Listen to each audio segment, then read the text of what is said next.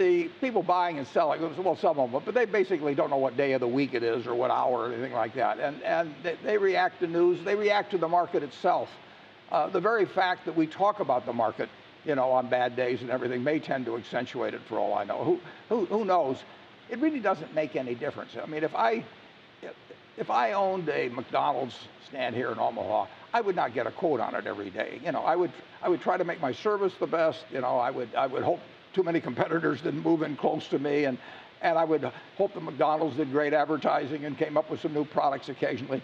And what I would think about is, how's this going to work over 5 years or 10 years? I mean, people are going to keep eating hamburgers, they're going to like ours and all of that sort of thing. And you'd be better off in stocks if you did not get a quote on them, and quotations cause people to do things they wouldn't otherwise. If I've got this farm 40 miles from here, if I'd gotten a quote on it every day since I bought it 30 years ago, I might have done something dumb. I mean, as it is, I've never had a quote on it. And it produces a little more every year, and generally the prices of products go up. So focusing on the prices and what they're doing is a terrible way to go to invest in businesses.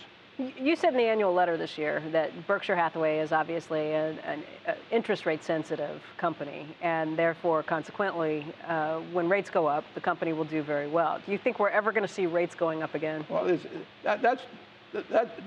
what's happened with interest rates is really extraordinary. I mean, you could go back and read everything Keynes wrote and everything Adam Smith wrote or Ricardo wrote or Galbraith wrote or you name it, and Paul Samuelson. I mean, you won't see a word, in my view, anything I've ever seen, about sustained negative interest rates. I mean, we are doing something the world hasn't seen.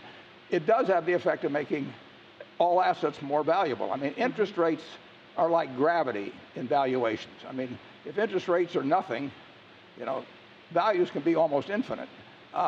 If interest rates are extremely high, that's a huge gravitational pull on values. And we had that in the early 1980s. So we have gone into this period. Well, Berkshire Hathaway is sitting with billions of dollars of euros in an insurance company that we have in Europe, and they will bear a negative rate. I mean, we would be better off if we had a big mattress in Europe that we could stick all this stuff in. And if I could just find the person who I trusted to sleep on the mattress, that's what we would do. If we have $1 billion of euros at minus 35 basis points, that's, not $1 billion, it would be 3.5 million euros a year that it's costing us just to have that. Well, that means you don't want to collect your receivables. I mean, why would you want to collect your receivables? It goes into a negative, it distorts everything. Now, there's a good reason why they're doing it, but nobody has really gone through an extended period like this. We do not know how this movie plays out.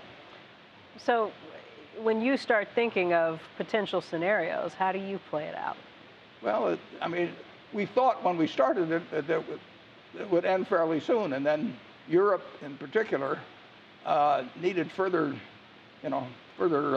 jolts in the arm, and they've extended it, and we can't get too far away from it. We talked about that a year ago, the problems of this country raising rates while Europe was at negative rates, and what that might do to the dollar, and what that does to trade, and what trade does to business. And I mean, in economics, the most important thing to remember, it's important in other areas of life, but after anything that happens, if somebody tells you this is going to happen, you got to say, and then what? There's always, it's like in physics or anything else, there's always an and then what. It's the question I always ask myself, and then what? And in terms of sustained low interest rates, when I say and then what, I don't know the answer. Maybe Watson knows the answer. I'll ask him next time I see him.